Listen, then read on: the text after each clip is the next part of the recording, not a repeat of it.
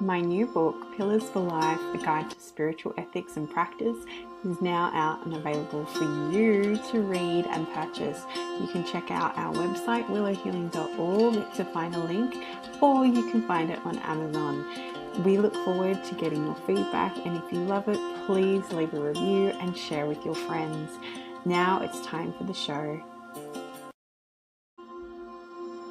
Welcome to Willow Healing Matters, the podcast. We are so excited to have you joining us on this journey where we explore different ways to empower your soul, whether it's healing in your kitchen or all the way up in the corporate world. Come with us as we look into different ways to heal your mind, body, and soul. Hey everyone, it's Catherine Cristani with another episode of Willow Healing Matters, and today I am with the lovely Dr. Tina Shermer Scalers, and she is a licensed sex and gender feminist psychotherapist, best-selling author, researcher, emeriti professor, and media personality whose expertise spans sex therapy, spiritual intimacy, parenting, medicine, and social justice. Her revolutionary perspectives have been expressed on platforms such as Spirituality and Health, Finery 29, Vocal Medium, and Bust magazines, along with many podcasts, video, news, and TV outlets, known for exposing the impact of patriarchy and sexual shame on our ability to securely attach to our partners and instruct our children to attach to theirs. Dr. Seller's book, Sex, God, and the Conservative Church, Erasing Shame and Sexual Intimacy, has been a global impact. Her latest book, Shameless Parenting, Everything You Need to Raise Shame-Free, Confident Kids and Heal Your Shame Too, was a new release bestseller in 8 categories. She speaks throughout the world on how to heal and how to raise shame-free and relationally confident children. In 2015, Dr. Sellers founded the Northwest Institute of Intimacy, a postgraduate institute in training health psychotherapists, educators, clergy, and physicians in sexual health, healing sexual shame and trauma, and understanding their sexual biases. In 2023,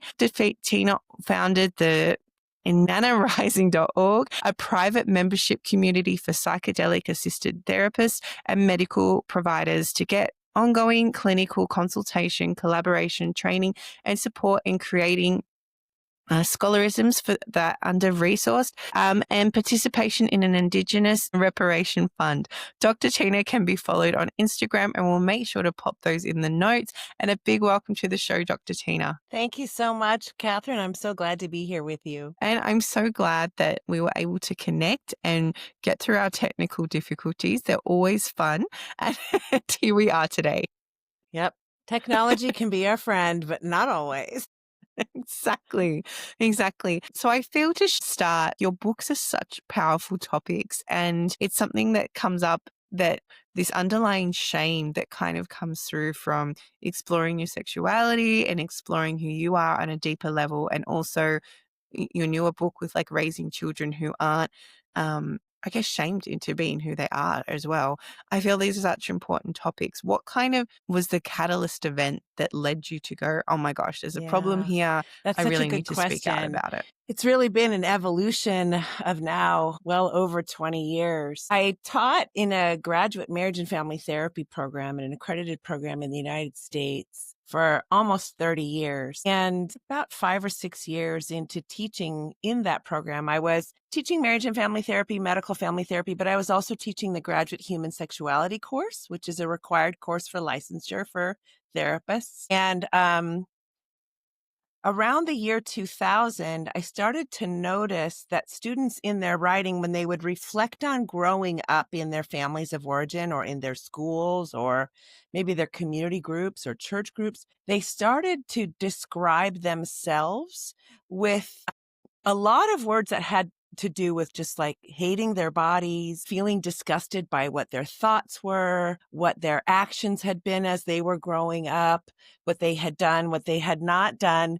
And yet what they were actually describing was very normative developmental curiosities, either 5-year-olds, 8-year-olds, 10-year-olds, 15-year-olds, whatever they were describing, it fell in the range of common human development and curiosity around bodies and sexuality and connection and pleasure and that kind of thing. So I didn't know what had been shifting in our culture that was causing both an increase in ignorance about what was common. And also this real fear that they were perverted, that something was wrong with them for their curiosities, for what they had thought, what they had wanted, what they had felt, what they had done, not done. And so I began to ask a lot more questions to see what was I missing? I was missing something happening in culture. It took me a couple of years, but what I realized is I was hitting the first wave of graduate students, so people in their mid 20s to mid 30s who had grown up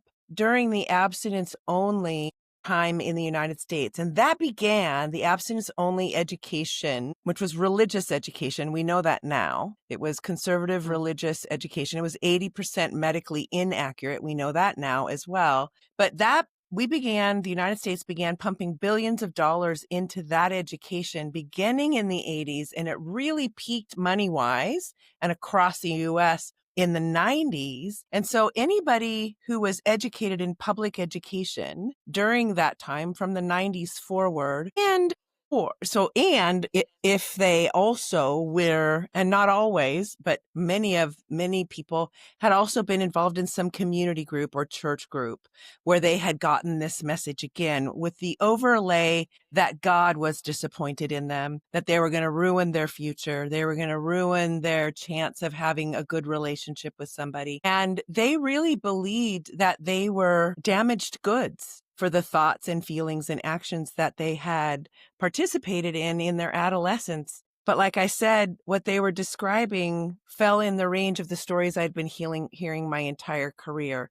So that's when I launched in doing real research about what's happening. And I began writing the first book, Sex, God, and the Conservative Church, Erasing Shame from Sexual Intimacy. And I asked the question, had America always been sex negative? Had Christianity always been sex negative? How did this evolve in the US? What role has capitalism played in this? And then how do you heal? So we really looked at how you heal and how do you begin to claim your body and its desires for connection and pleasure? How do you claim that as good, as a created part of being human? And that's really how I came to write that book. The second book came about because I had so many people that read the first book who said, now I understand what happened. Like I understand what happened to me. I understand the forces involved, the role patriarchy played, et cetera, et cetera.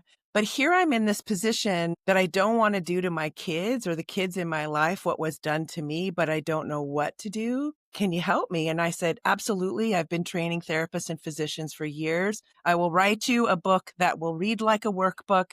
It'll go birth to 2, 2 to 4, 4 to 6. It'll say, here's what kids developmentally are trying to accomplish emotionally, behaviorally, generally speaking. Here's what their body curiosities are. Here are the top books and websites for kids and for parents in this 1-2 year time frame or the next 2-year time frame. And I'll literally hold your hand. So you only have to be a couple years ahead of your kid. You don't have to have it all figured out. And I'll help you do it different for them. Yeah, that's so beautiful, Dr. Tina. And we have a little bit of a delay, apologies, because it's so true. Even when I went through my first marriage, I remember sitting in the compulsory Catholic education thing before you get married on how to be a good marriage and things like that. And they talked about natural family planning. But then the person who was telling us about it and how amazing it was, she's like, oh, yes. So out of my 5 or 6 children, one of them was actually, this worked amazing for, and they were planned.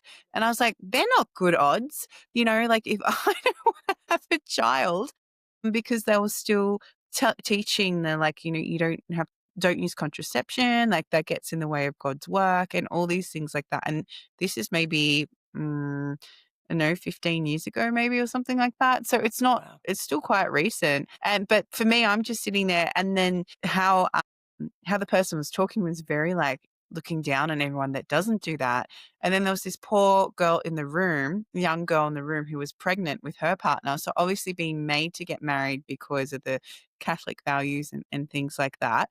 And it was just so eye-opening, like being in there. And then, I was recently interviewing somebody else, and they were talking about the shame that comes up from, even if you don't agree with it, it's being subliminally programmed that there's this shame if you want to explore your sexual orientation, if you want to explore all these things. And I also interviewed this other person. It's all coming together, right? I love that I did this in like a series. And her name's Leah Spazova, and she started this website to help people, and I feel to connect you to actually, but to help people know that, you can have a kink and you can have all these things, and there's nothing to be ashamed about because pleasure and desire is part of how we've been built and designed. And I love that you've now created this second book. Being a parent myself, it's like, how do you govern through that without putting all the beliefs that you've had programmed into you onto them? And, Right. a lot of people don't realize how much is programmed from the moment they're even born. Even if you haven't done it, it's all around them in culture as well. Absolutely. In fact, we didn't have an operational definition for what sexual shame was until 2017. So when you say, that you were experiencing this very recently, I would say we have only gone backwards since 1980. And because of, I think, the influence of the US globally, it's affected many, many countries. And it's heartbreaking because when you say it, it's been programmed into us from the beginning. Just think for a minute. Like I'll often say, you'll hear me say that I believe sexual shame is for the vast majority of humans who did not grow up in body sex positive homes, which is more than 95% of people in civilized countries. What they are getting is shame. They're getting somebody mad at them with a grimace on their face or yelling or slapping their hand away, right? From the time that they discover their genitals forward. So a little one gets control over their hands, right? Somewhere around 8, 9, 10 months old. They're grabbing things. They're pulling it towards them. They're putting Especially it in their boys. mouth. Well, sure. This is eye-hand coordination, right? And it's just a matter of time when they're getting their diapers changed or they're in the tub that they're going to find their genitals. And I always say that's a fabulous day because we have so many wonderful nerve endings there. But you have to have a parent or a caregiver that believes that's a wonderful day and says, yep, that's your penis. It's a great part of you. Now let's finish washing you. Or that's your vulva. It's a great part of you. Now let's finish washing you or drying you or whatever, diapering you, whatever. And they just are labeling that part of your body because at that age, at 1 and 2, we're labeling the world. Cat, dog, tree, shoulders, eyes, ears, whatever. That's what we're doing. And so, but we don't go gross, dirty, slap the hand away. When we do that, the child doesn't have the cognitive ability to discern what you're doing separate from them, right? As far as their body goes, they can only believe in a visceral sense in their body that something must be wrong with them fundamentally. Because why are they getting in trouble? They're just curious, right? So they're just being themselves. And that's what shame is. Shame is when we get in trouble from someone that we love who has more power than us, when we are doing something innocent and typical for our developmental age. And when it starts as early as 11, 12 months old, and it's consistent because we don't stop, right? We don't start figuring out we're getting in trouble until we're like 4. And then we're starting to put together 2 and 2. I'm getting in trouble for this. And so I'm going to go underground with it. We're getting in trouble hundreds and hundreds and hundreds of times. And it's visceral. It's in our body. And we believe that we're disgusted and we feel and disgusting and we feel humiliated. And, it's a deep feeling that takes work to heal. And get yourself to a place where you can celebrate. My desire for connection and pleasure is human. Yeah. It's human. And it's a beautiful part of me. Exactly. So well said. And also, the body positive thing, because I know for my little one, he was just in the change room getting changed for swimming at school. And we don't care about nudity. It's like, it's fine. You've got a penis, vagina, blah, blah, blah. And one of the other kids was like making fun of him because he wasn't trying to hide it. And he came home and he was so distraught because of the shame. And we're like, you didn't do anything wrong. Like, everyone has body parts. And we're like, the fact that he isn't comfortable in himself, he's like this poor little 6-year-old, 7-year-old. And at the same time, he's just like, he will not now get changed in change rooms easily. Like he has to hide everything. And to try and unpack that as a parent, it's just like, and it does, it takes like one thing, like you said, like one action, Mhm. one thing from someone that's meant to be influential in your life that, you know, can cause that lasting impact. And then because they're Mhm. kids, they kind of forget about it. And then he got an invitation from this kid to go to his party. And he's like, oh, yeah, I'm going to go. I said, and we sat him down and we said, do you really want to go? He's done X, Y, and Z, and he made you feel really shamed about, you know, all this, and you did nothing wrong. And he goes, actually, no, I don't want to go. And I was like, great, you don't have to say yes. You know, so we taught him very early on, like, if people make you feel that way, it's not okay. And you don't have to keep giving in to them. Yeah, What a beautiful lesson, Catherine. That's a beautiful story. That you can take something that was initially hurtful to your child and you can help them develop discernment around because it wasn't yes, them, it was somebody else. And that can serve him the rest of his life. exactly. And I find that, you know, as a parent, you're navigating all these so much. And I'm not going to sugarcoat it for anyone that's thinking about becoming a parent listening to us. It is not easy. Every day you question, Mm. should I have said that? You know, shouldn't I have said that? Am I going to mark my child for life? Am I going to be doing all the healing of the trauma later on? You know, like whatever it Yeah. might be. But you just Yeah. try your best and you go from your heart. And you know, it's about when you know better, like, you know, if you're curious, you go get some, like your book, Dr. Tina, and you be Yeah. curious about it and you help build up your knowledge so that you can do better if you want to do better. Right, exactly. And with your children, when you learn better, you can say, I'm learning something right now, and I wish I knew this when you were younger. This is what I'm learning. I would have liked to have done this. I'm sorry I didn't know better then. And then you're giving them a model of how to have humility and grace and own our mistakes and say what we're going to do better. And that is beautiful modeling for them because they will have plenty of opportunities to do the same, right? So I often say there's no such thing as being a perfect human. Like that's an oxymoron.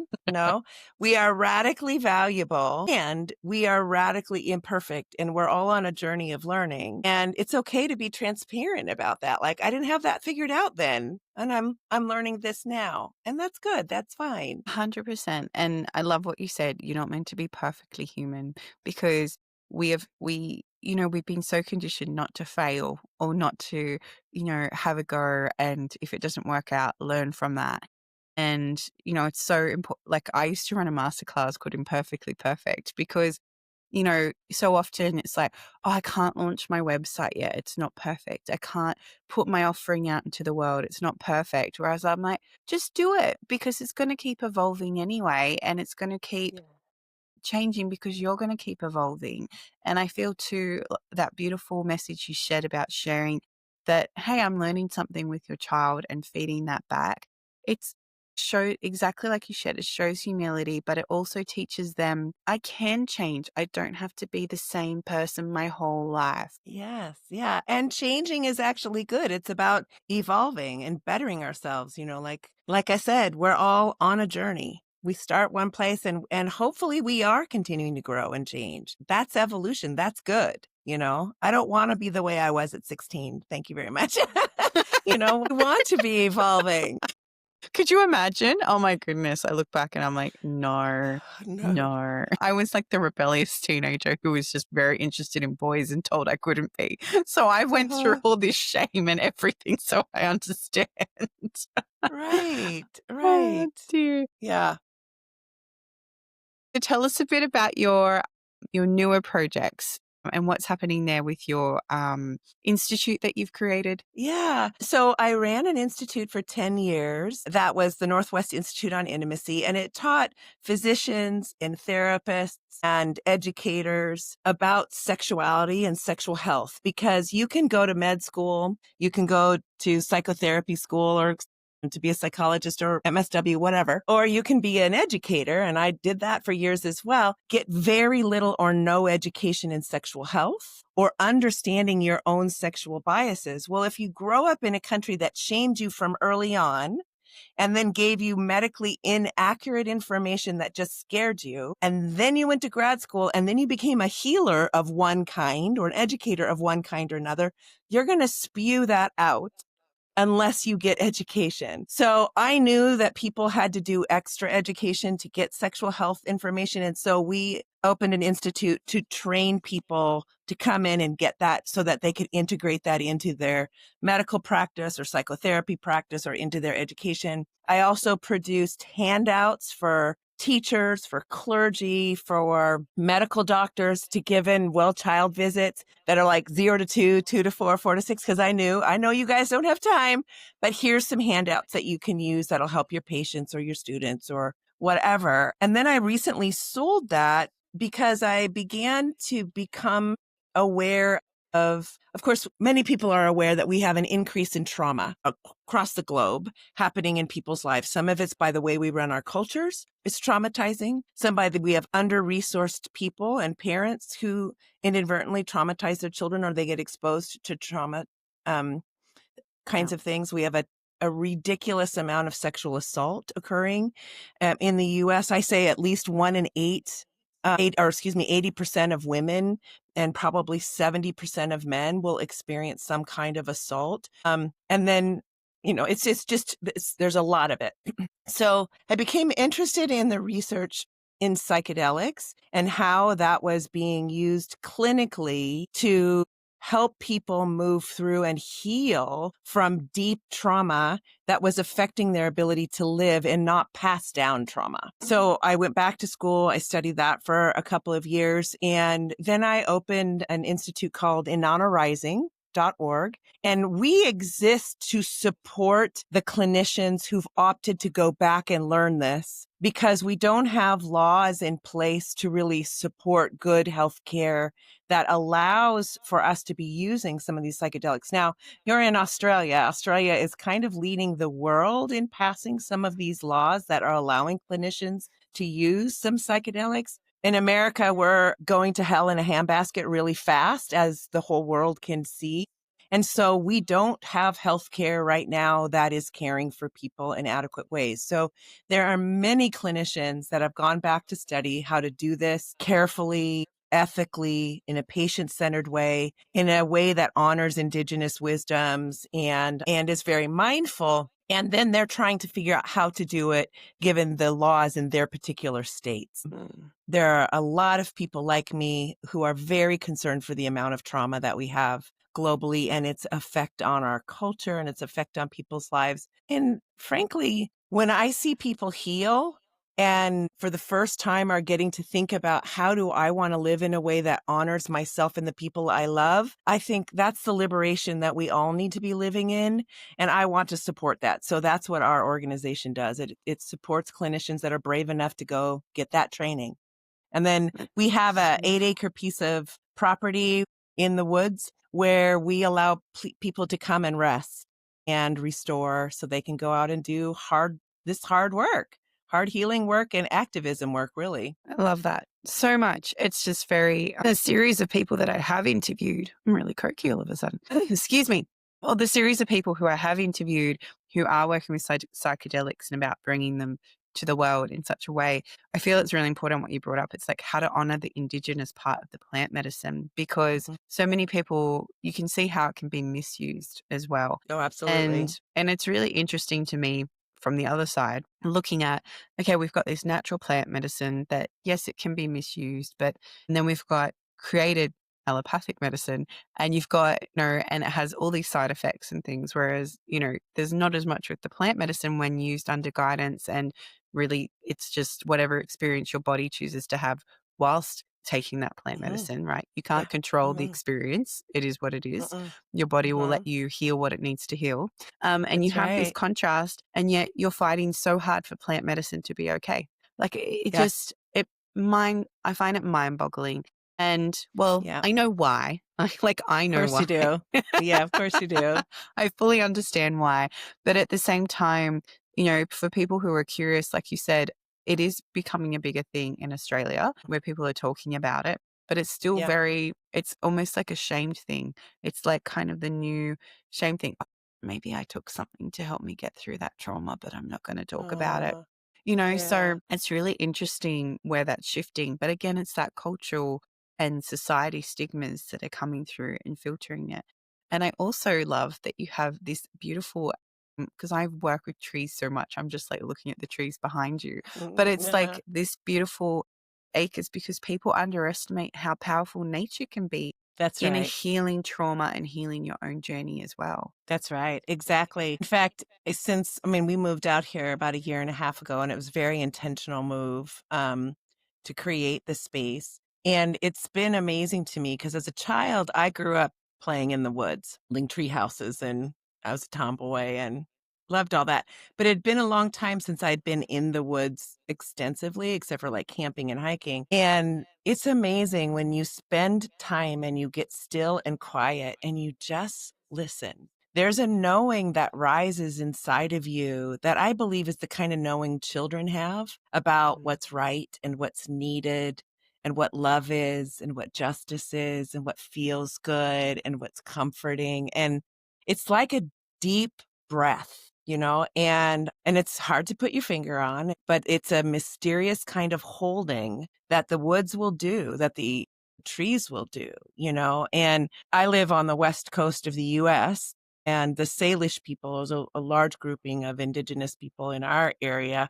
And they believe that the cedars, every individual cedar has its own spirit and life. It was called the Agreed. tree of life by them. And honestly, you can sit at the base of a cedar and just listen, and you'll feel like you've been with like the heart of the grandmother. Yeah. And yeah, I want so badly for people to come be restored wherever they need to go, but go be restored so that you can do. Our world is hurting in big ways, and we need people that are regularly restoring in order to do this kind of work we're having to do. Exactly. And, so often if you're stuck in a city all the time, you don't realize how much you miss nature until you're back in it and how much That's you right. need nature.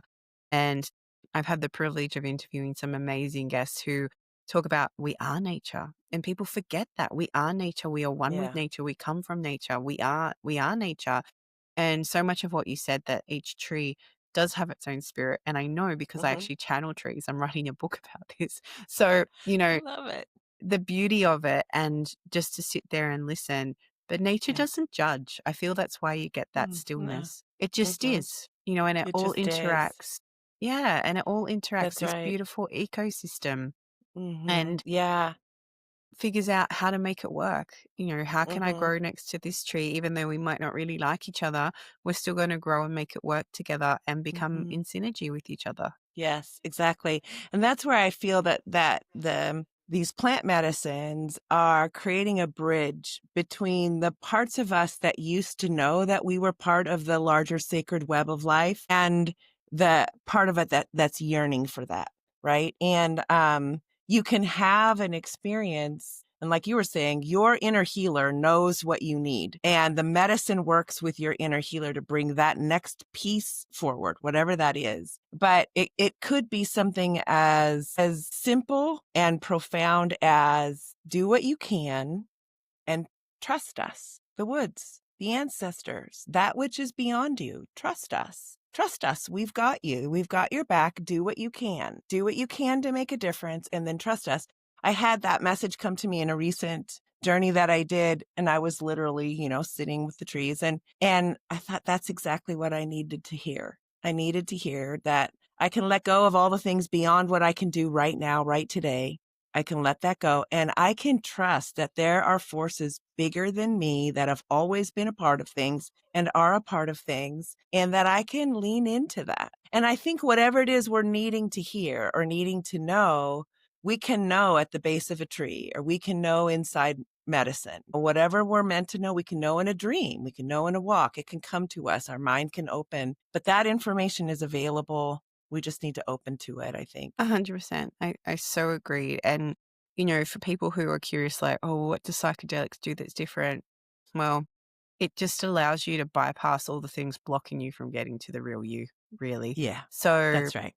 because especially if you've gone through a lot of trauma, it can be really hard to switch out of that fight, flight, Yeah, freeze state and come back to yourself enough that you can get the deeper answers rather than staying in that loop that your nervous system has got right. you in. Yeah.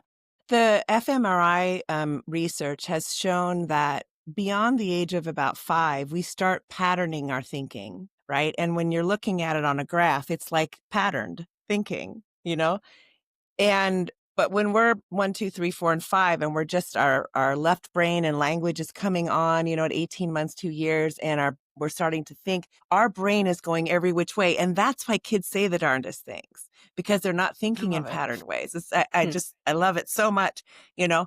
But it's one of the things that psychedelics does is it opens up our brain and it shuts down that sort of prefrontal lobe that keeps everything so controlled. It gently shuts that down and opens up the knowing that is there. It's there in us, but we often really struggle to get to it, just like you're saying, because of trauma, because of what we think we should do, with all the Mhm. shoulds, with all the downloads of patriarchy and capitalism that have happened, and shoulds and should nots. It gets in the way of us being the creative miracle that we are, right? And knowing the things that we can know. And I'm grateful that the medicine is there to help some of us get more access to those parts of us. Yeah, so beautifully said. I know from working when I was a student, speech language pathologist, and we get people come in with prefrontal brain injury. There's no filter anymore, like at all. And it's Mm. really interesting. And the family's like, what's wrong with them? And we're like, there's just no filter. You just have to accept they're just going to say what they're thinking.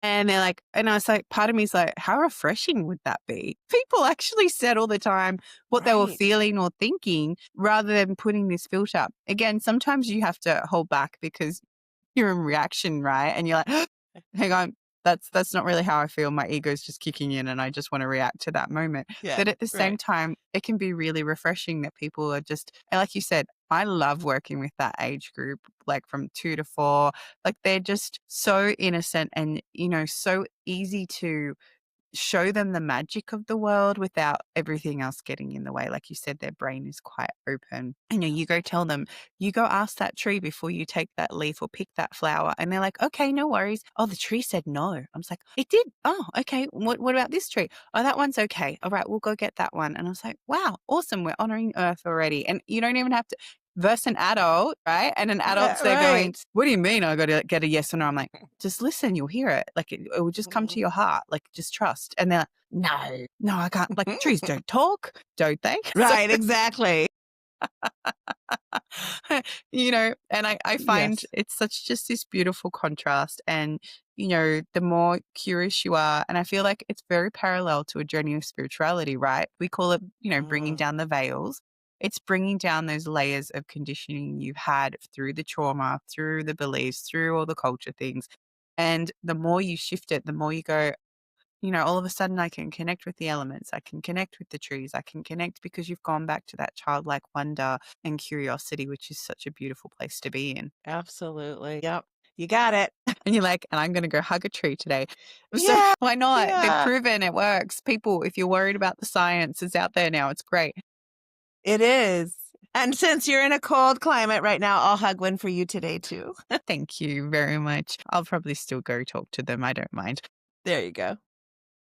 And Dr. Tina, as we start to finish our time together, I ask guests that come on, if you could heal or change something in the world, what would it be? Gosh, that's a tall order, isn't it? It is. Man, there's so many things. There's so many things I would want to change. But if I could, I just firmly believe that if we could, sweeping across all the people who are drawing breath right now, if they could know in their heart that they are like fearfully and wonderfully made, that they are beloved, and that they have the power to do love and do just things, justice kinds of things in the world, and that happiness will come from seeing themselves as valuable and worthy and seeing others as valuable and worthy too, and then working towards the betterment of all of us. I would love to people to lift the veil of what they think money's going to provide them, like all of that, and just really to see that it's about love and we're all connected, and the Mm, earth, and we're connected to the earth too. So, exactly. And I feel that's such an important thing. We are connected to the earth because when you realize you are damaging yourself, I feel yeah, you would be treating the earth so differently, you know, just, that's right. yeah. And where can people find you, Dr. Tina, or get access to your books? Sure. Yeah.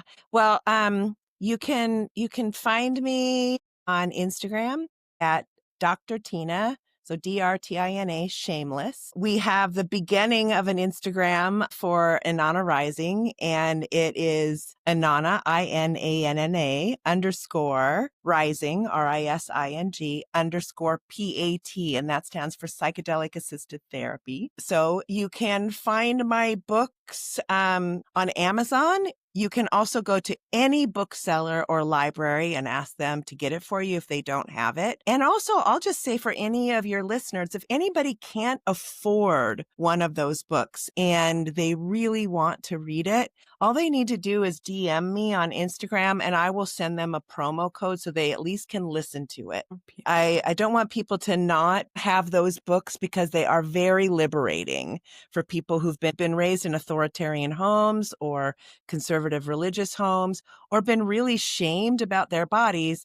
Those books, both of them, are incredibly liberating. And I want people to be liberated and live their best life. This is the only one you got. So yeah, that's probably the best ways to get at me. And my website is tinaschermersellers.com. So just my name.com. And you can reach out at any time. If I can respond, I will respond. Beautiful. And I'll make sure to put all those details in the show notes, including let's get your Instagram happening more for the Inanna Rising, right? Why not? Right. Yeah, absolutely. Yeah. It's, yeah, that's definitely our future. So hopefully we can get that all growing everywhere, including Australia.